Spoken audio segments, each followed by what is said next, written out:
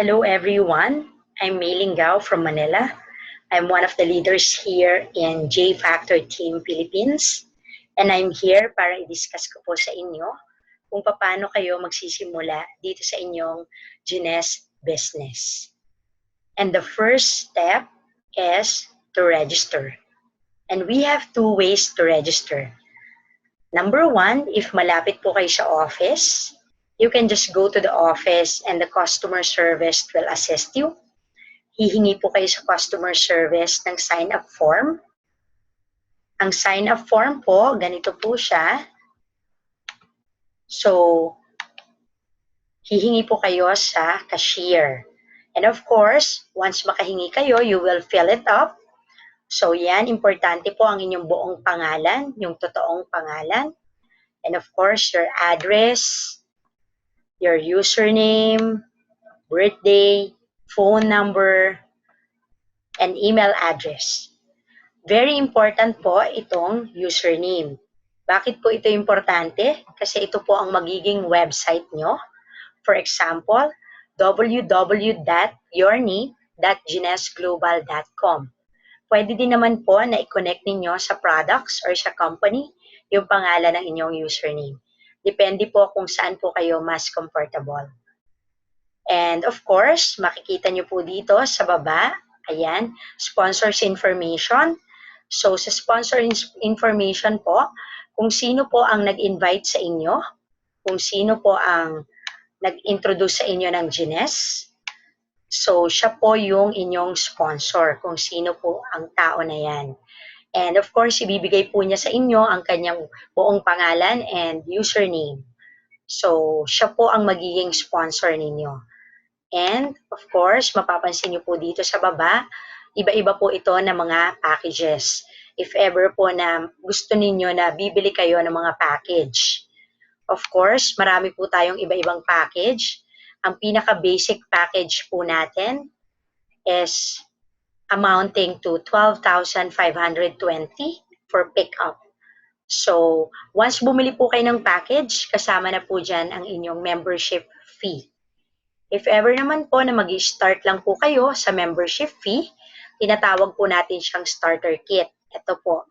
So, ito po is 1,443. Wala po itong products, membership fee lang po. So, automatic, you have 30 to 40% discount with all the products. And of course, you have the website. Sabi ko nga po kanina, ito po yung inyong username. And the system of Gines.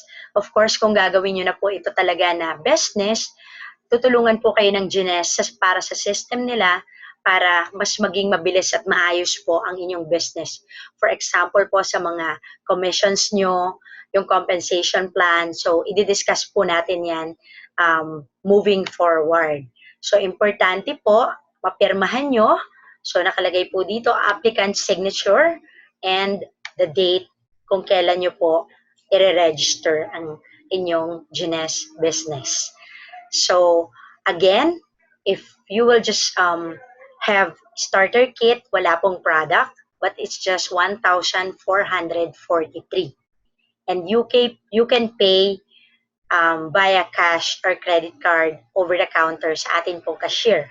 Once pa ibigay nyo po sa cashier, ipaprocess po ito ng ating cashier, hihintayin nyo po ang inyong voucher confirmation for payment or official receipt kung bumili po kayo ng packages. So once may process po ng cashier, may bigay na po sa inyo ang inyong official receipt or confirmation for payment na voucher.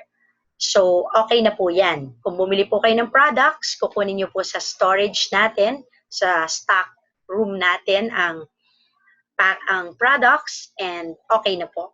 So, marireceive nyo po sa inyong email address ang activation of your username so that you can log in with your username and password. And again, we have second, of course, sabi ko nga po kanina, meron tayong second way to register. Our second way to register is through online registration. If malayo po kayo sa Gines Makati office, you can register through online. So ito po yung online registration natin. So makikita nyo po dito, ayan, www.ginesglobal.com. And of course, join now. So, i-click nyo lang po yan, yung join now. And then, lalabas na po sa next page, this one. So, makikita nyo po dito, kailangan nyo po ng sponsors username. So, sabi ko nga po kanina, kung sino po ang nag-invite, nag-introduce sa inyo ng Gines, siya po yung username na gagamitin nyo sa sponsor. So, for example, ang nag-invite po sa akin is si Test06. So, www.test06.ginesglobal.com. Click nyo lang po yung continue. And then, the next page, ito po yon, Gines Global Distributor and Order Application. Basahin nyo po yan, and kapag okay po kayo sa terms and agreements, click I agree. And then, click continue. So, once maklik nyo po ulit ang continue, ito po yung next na lalabas. Makikita nyo po, please select your region, signing up from. So, dahil galing po tayo sa Philippines, so piliin nyo po ang Philippines. Once mapili nyo na po yung Philippines, lalabas, click continue, and then lalabas po ito sa next page. Makikita nyo po dito yung sponsor name nyo, yung pangalan niya and username niya. And dito po sa main site URL, ito po yung username na gagamitin nyo. So, for example po, again, for illustration purposes lang po ito, test006. Click nyo po itong check if available. Once maklik nyo po yan, lalabas po dyan kung available for use or not. If hindi po available, isip po kayo ulit ng ibang pangalan. Kaya actually okay din po talaga na pangalan nyo yung ginagamit kasi at least most of the time po wala po tayong kapangalan. So once okay na po yan, available for use, click password. So gamitin nyo na lang po is word na password din para hindi nyo po makalimutan. And then confirm password, word na password, and then your name, your last name, so apelyido nyo po, buong pangalan. Wala na po kayong ilalagay dito sa company. So ito po yung ibang makikita nyo pa po dyan. So your display name, mag-automatic lang po yan, and then your birthday. Dito po sa identification type, wala po kayong ilalagay kasi para lang po ito sa US market. So kung taga-US lang po kayo. Kaya blanco lang po yan. And then dito po kayo sa mailing name, of course. Dito po sa email, ayan, phone number, cellphone number, and then your mailing address. Sa mailing name po, ilalagay nyo po dito, pangalan nyo, and then apelyido sa second box. And then your complete address, for example, ayan, pinapakita ko lang po yung mga makikita nyo po dyan sa next page. So ito, katulad po nito, na isulat ko na po yung email address, phone number, cellphone, mailing name, and then your apelyido, address, for example po ang address, yung Gines office natin, Morning Star Center, Hilpuyat, Makati City. Piliin nyo po Metro Manila, kung saan pong probinsya kayo sa Philippines, mapipili nyo po dyan. So, your postal code and of course, country. So, yan na po. And then yung next naman po natin, shipping address. So, i-click nyo lang po ito. Shipping same as mailing. Once maklik nyo po yung box, automatic na po na mag-fill in yan dyan yung inyong details. And then, so, katulad po ng sa hard copy ng sign-up form, kung pipiliin nyo po, starter kit lang, wala pong products, 1,443. Of course, meron po yung VAT, kaya po iba yung amount dito. Pero once mag-proceed po kayo, mamaya makikita po natin yung 1,443. I-click nyo po yung starter kit, and then the next page, yung mga packages po. So, okay lang po yan kung hindi muna kayo bibili ng package, and then complete sign up. So, ang babayaran nyo lang po is yung 1,443. Ito po yung next page. So, pipiliin nyo po office pickup kasi wala naman po kayong products na binili sa 1,443. So, ito po yung sinasabi ko po sa inyo kanina. May VAT po tayo, kaya yan po yung exact amount. 1,442.22. So, para po mas madali, 1,443. Makikita nyo po dito sa baba, please select your payment. Ito po yung next na makikita nyo. So, pipiliin nyo po credit card, kung meron po kayong credit card. Of course, kung wala pong credit card, pwede po ang cash. So, once credit card po yung piliin nyo, ito po, kung credit card yung pipiliin nyo, lalabas po itong mga details. So, ilalagay nyo lang po dyan ang mga details ng inyong credit card. And of course, makikita nyo po dito sa baba, yan, credit card information, Visa or MasterCard.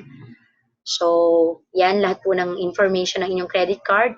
Ito pong auto ship, huwag nyo na lang po munang lagyan for the first time para wala pa naman po kayong bibilhin na products. So, blanco lang po yan. And then, click submit. Once maklik nyo po yung submit, ito po yung lalabas. So, ito naman po yung another way kung cash. If cash naman po, click nyo po yung cash. Piliin nyo po yung cash. And then, once maklik nyo po yung cash, automatic lalabas po ito. Your order will be processed and shipped once your payment is received. Kasi magbabayad po kayo sa Union Bank. Kapag cash po ang pinili nyo, magdideposit po kayo sa ating Union Bank account directly kay Jenes. Ito po yung account number niya. So, ayan, ito po yung account number ni Jenes. Sandali lang po. So, yung account number po ni Jenes, i-display ko rin po dito sa screen. Ayan. Yan po yung account number ni Jenes. So, mababasa nyo po dyan, Jenes Global Philippines Inc. Account number 002570007670. Union Bank Green Hills. So, yan po ang ating Jenes Union Bank account. Diyan po kayo magde-deposit. Ordinary deposit slip po kapag nagde-deposit tayo. So, once na makuha nyo na po yan, may deposit nyo, itago nyo po ang deposit slip.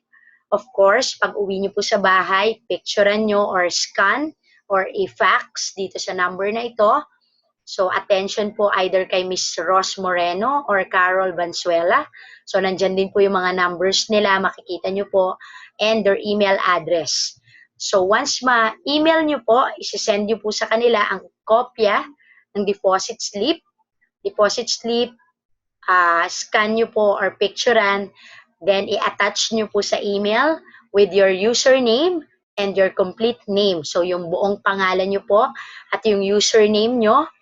And of course, yung nakita nyo kanina na service order number. Importante po yan para matrace po nila na na-deposit nyo po talaga. So, yan po yung two ways natin to register. So, yan po. Mapapansin nyo po yan. Yan po yung ating pag-register. So, again, that's our starting point. So, dyan po makakapag-start po tayo ng ating Jenes business. You will just register. And our two ways to register, yung sinabi ko po, number one, if malapit kayo sa office, you can just go there and sign up, hard copy. And second is online registration if malayo po kayo sa office. Again, thank you for joining Jenes and welcome to Jenes family.